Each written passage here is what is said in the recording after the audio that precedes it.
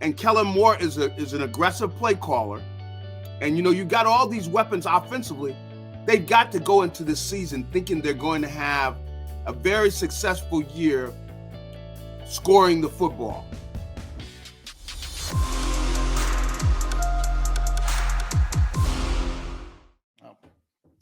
So we're looking forward to having Deshaun Jackson and also Shady come on the program.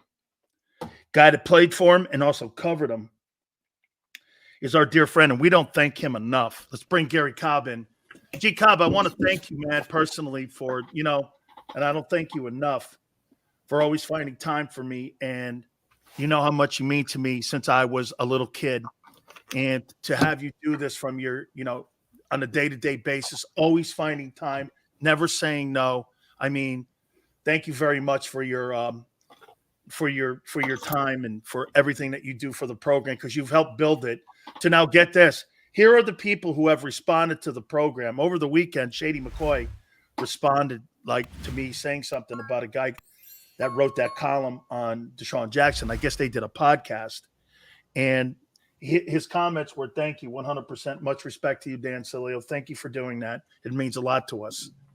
And I was just like, any brother would do that for a guy who played in the league, So those guys were really awesome. We've had A.J. Brown. I think it's got a lot to do with how you brought me into that community too, and how people know you and who you are. So thank you, Garry. No problem. No problem. Garry, let's get into, as they're getting ready to do more installments here, and I want to start on the side with Vic Fangio. If you're looking at the way they're going to go 34, do you think that could be a detriment, or do you think that's the way the NFL is now, that you need to have more contain and control, and the 34 gives you that, and that's why he's going to that? Because for me, I don't think they have the linebacker personnel to play that. Why would they go to a 34? And is that where most teams are going today? Well, I see. I can't say that most teams are going to 34. I think that, most of the teams are thinking pass, so when you do play the 34, it can be effective against the pass, but you really want to get pressure on the quarterback. And I think that what he does is he plays the 34, but, it's not a pure 34. He's always got the two guys outside. I think inside you're going to have guys who are going to be doing a lot of different things, but I don't think it's a pure 34 that he plays, because, you got to rush the passer. And I think the way to do that is, if you're in a pure 34, that is not they don't look at it as the optimum way to get to the passer, because, in a pure 34, you got the nose and you got, the defensive ends. So that is not the best way to be a pass rusher. So I don't think they play a pure 34 out of his defense. He does a lot of things. I think he does like to play a defense which is will give up the short pass, but not giving up big plays. That's the whole thing that he has built his defense on, which is don't give up big plays. Garry, do you agree that what's going to help that defense out is being more of they have to get that running game going on that offensive side for field position and for time of possession, like they did in 22? As they're going through these OTAs and these mini camps, don't you think that that's the number one priority, is getting back to having more ball controlled football to where they can help that defense? Because, Garry, I think they got caught late in the year with a lot of 3 and outs, and that's what put that defense behind the sticks a lot. So would you think one of the reasons not only was Barkley brought in to run the ball, but pass protection, and also to go back to being a little bit more dominant at the point of attack? Well, I definitely do think they want to be dominant at the point of attack, but I still think that you're going to see a team that's going to come out and try to jump to a lead and get the other team playing from behind. So I do think they want to do that. And then when they get them playing from behind, I think Vic Fangio what he believes in is turnovers, interceptions, forced fumbles where you get pressure on the quarterback and you cause turnovers. I think that's the way they want to live, where the team is trying to catch up with them and they're able to force some turnovers. But they do want to jump to a lead because I think that part of Nick Sirianni is going to continue. And Kellen Moore is an aggressive play caller. And, you got all these weapons offensively. They've got to go into this season thinking they're going to have a very successful year scoring the football. I mean, you got all these weapons. You got an abundance of weapons. The whole thing you got to wonder is, well, should we run or should we pass? And I think they're going to want to throw the ball. And because, I like the thought of with Saquon, you get the ball to him just on a little swing route. It's going to be tough against the defense to tackle him in open field, stop him from getting 6 or 7 yards just on a little swing route, because you got to worry about these receivers. You're worried about them. So I could see where this offense, and that's one thing, the swing route, I think is something Jalen needs to improve on, because you got to throw the ball early and you got to throw it where you're leading the receiver going forward. And, I think they need to do that more because the best quarterbacks I ever played against, they were great at doing that. I mean, I think of Montana throwing them doggone swing routes to Craig. And he would get the ball into the running back's hands on the move, throw it very, just have it there on the money. So I think we're going to see more of that. And then, of course, they've got these receivers to go downfield. They really they've got all the weapons. And, a guy that really goes underused is Dallas Goedert. I mean, he's such a good tight end, but he doesn't get the ball as much because they got so many other weapons on this offense. So I'm really excited about what they're going to do. They've got all these weapons, and, of course, that offensive line, they've got to jump on people early. Garry, I brought this out, and tell me if you completely disagree with this. I said on May 13th, Jalen Hurts will have a brand new offensive coordinator next year, no matter what. And here's why. Well, Garry, if Kellen Moore makes Jalen Hurts an MVP, or he puts him in the top 3 MVPs, and that offense goes to the NFC title game, he's getting a head coaching job somewhere in the league. You're back to square one. Well, I tell you what, it could be here. Do you think the Eagles, Garry, would ever contemplate? Can you imagine this? Nick Sirianni gets the 2 NFC title games. Yeah. And then all of a sudden you've got to come to the choice again, because that'll be a 5th coordinator in 4 years of starting. Woo.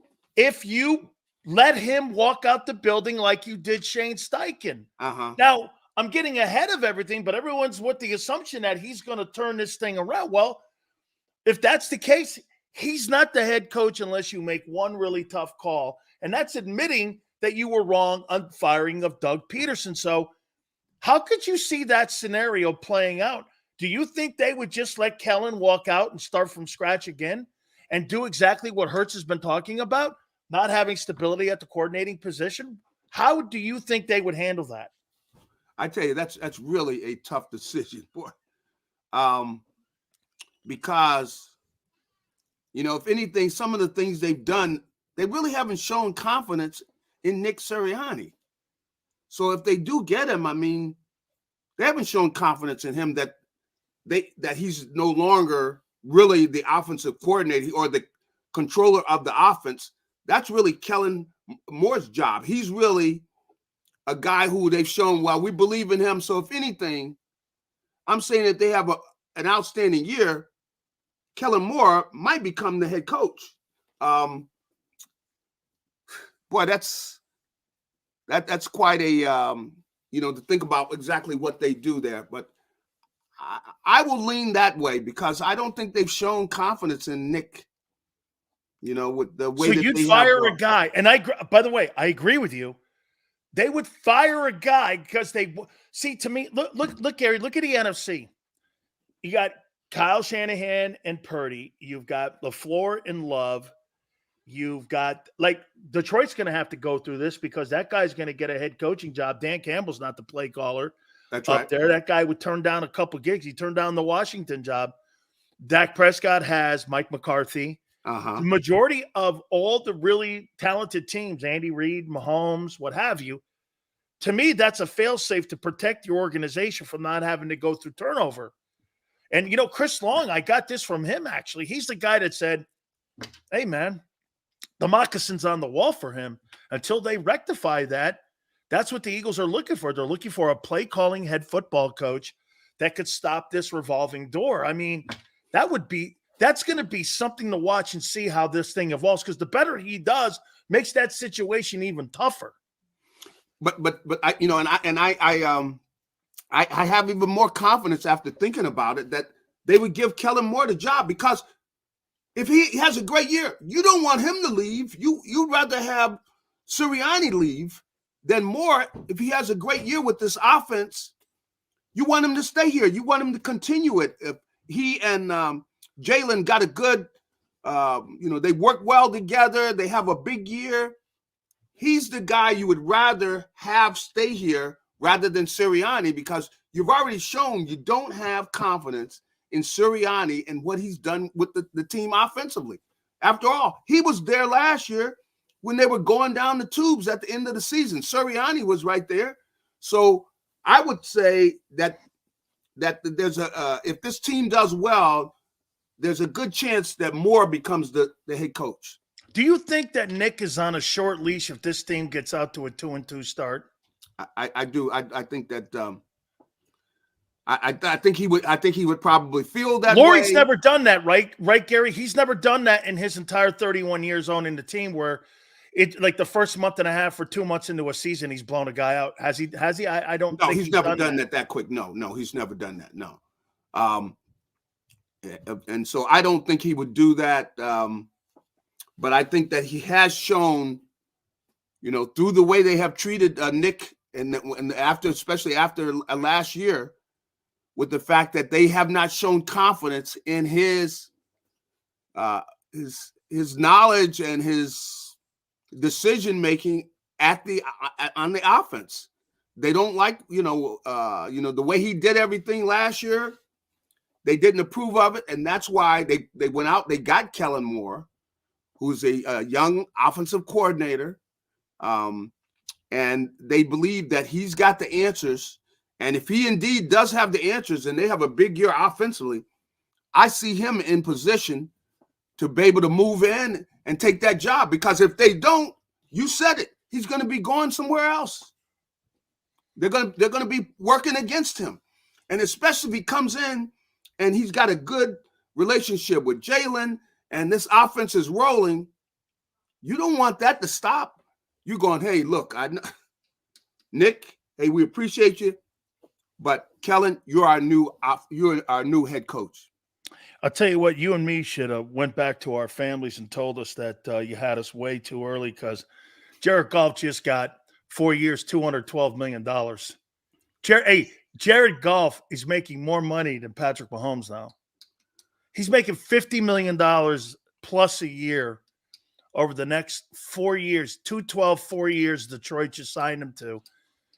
I mean, hey, dude, Jared Goff, you and me would not consider him top 10. That's right. He's not top. That's right.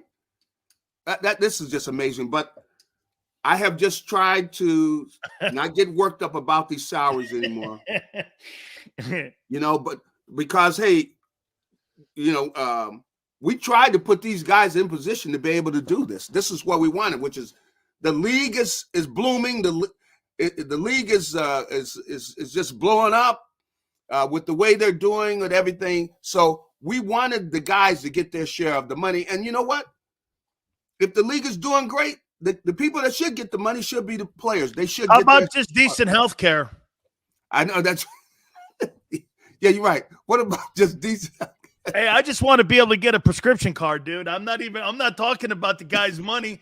I just want to. Can you get me some generic Viagra, please? I don't want to pay I mean, can I get the generic Viagra just on my card here for $2 here? I mean, Why can't I get a prescription card? That's all I think you and me are asking for, right? Is just to get better health care. Yeah. Yeah. But I'm happy for him. I mean, he didn't go in there with a gun to get it. They agreed to it. They signed it. So. Hey, Jesse James used a gun when he robbed the bank. This guy, Jared Goff, just walked in with his agent. All Amazing. Right. And the guy doesn't have a gun for an arm. He's Nothing. He's not a great athlete or anything, but he has done a good job with them. I will give him that. He's done a good job with them, and he almost had him in the Super Bowl. I mean, think about that. He makes more than Hurts now. Yeah, I know. $53 million annually. Hey, hey. Hey, 53 annually. This guy makes more than freaking Jalen Hurts. It's amazing. I mean, dude, 1 year it's outdated. 170 I guess you shouldn't be surprised anymore. Gary, 170 million. What's that? Guarantees. How much guarantees? 170. Is that all? Hey, couple last questions for you here. Who benefits the most with Fangio as the D coordinator? What player over there? What player over there? I think the kid inside Jalen Carter. I think Jalen Carter they're going to get the chance to get him one-on-one on guards, centers. They're going to try to double him, but so I would probably say him, but I think though probably one of the outside pass rushers. I'm thinking who's going to be the most effective. I was really disappointed that they didn't have as good a year last year, but I'm thinking of one of the outside pass rushers because Nolan Smith. Who knows? Maybe, but I would say more of the youngster that came from the Jets. What's his name? Huff. Yeah, Huff, because with the way they try to keep, to stop the big plays, Huff is going to get the chance to get to the quarterback a lot because people are going to be throwing the ball against them. They don't want to give up the big play, so I think those outside pass rushers are going to get a chance to have a big year. Finally, help me out on something, Gary. You've been in this market for so long now. And this is, between the T.O. and McNabb story, this Deshaun Jackson and Shady and Chip Kelly story just never dies, it seems. These guys did a podcast, and Shady threw out some love to us because I commented on that story that was written about him, and it turned out I didn't realize Deshaun had lost his job that day, and Chip had moved him out. Have the Eagles and those two players reconciled with the way that stuff was handled between those players? Do you think that they have reconciled all that? Yeah, well, I think that Jeffrey Lurie has because he's brought them back. He had Jackson. I think Deshaun was down on the sideline. It might have been last year, and of course, he's and Deshaun came back anyway. But I think both of them are welcome with the Eagles franchise. They were traded away. I mean, these guys at the prime of their career were traded away, which when it happened, you're going like, are you kidding me? It was crazy. So what was your take on Chip? Well, Chip wanted to be the star. It's almost like Chip he wanted to be the star where he didn't want the players to be the stars. He wanted to be the star. And I just thought that, he had some good ideas on, which went well for a while until people really started to study what he was doing. And he was like a one-trick pony. He really couldn't make adjustments to what the other teams were doing, and his whole style with the speed and, hurry up offense and all that. And there really wasn't much more to it. Gary, was it just shitty bedside manner? Because you know this. If Bill Belichick didn't win and didn't have all the winning, there's another guy with horrible bedside manner. There's certain coaches that have great, player, relationships, know how to push the right buttons, but they also win. Then there's certain coaches that have no personality whatsoever, think they know it all, and they're distant from their own players. But sometimes those guys win too. I mean, was it just that it started falling apart and unraveling? And I know one thing. I heard somebody say, well, he ran the defense into the mass tent because he wanted to run 85 plays a game. Yep. Well, the only people you're going to hurt, not the offense, you're going to hurt the defense from rolling them out there as many times as you did. Yeah, well, I think, you kind of hit it on the head, which is it went well for a while until people really started studying it. I mean, like after this first year, everybody's going, hey, we got to look and see what he's doing. So they start studying exactly what he's doing. He couldn't make, they made the adjustments. The defensive coordinators made the adjustment, and he couldn't make the adjustment. So he really tried to kind of blame that all on the players. Well, I need to get better players. So you're going to trade your best players. You're going to just basically give them away almost with Shady and Deshaun Jackson.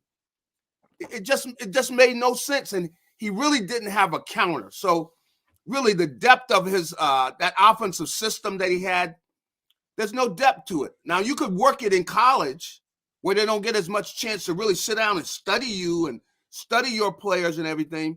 And you can only run but so many things, in college because the kids are not as advanced. And you got 100 of them. Level, he couldn't keep really progressing with everybody else. So they really just exposed his offense. Plus, you have 100 kids in college, on scholarship on the sidelines. You only have 47. Well, I'm going to rename the show now, Gary. Kiko Alonso with Gary Cobb here. So we'll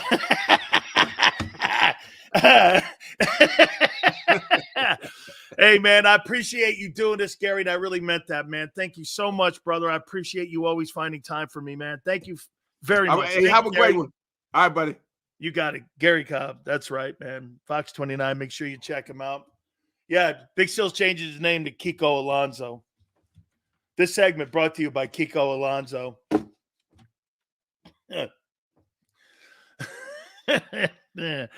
All right. So we are going to do the 2024 Big Sills over-under win totals. Just came out this morning. And boy, look at those numbers. I'm not going all through the league. I'm only going to go down to roughly halfway through the league. Round 8 wins. Okay, Xander, where are we? Where are we in the like total? 200. All right. I need 60. Come on, guys. 60. Merrill Reese is going to join us at 5:30 Eastern. Thank you, guys. You guys are killing it. Chip is not welcome in Philly. I do not think so. Hey, I do not think so. There you go, Marcus. 59 away. All right, guys, hit the like button, please. Keep it here, National Football Show.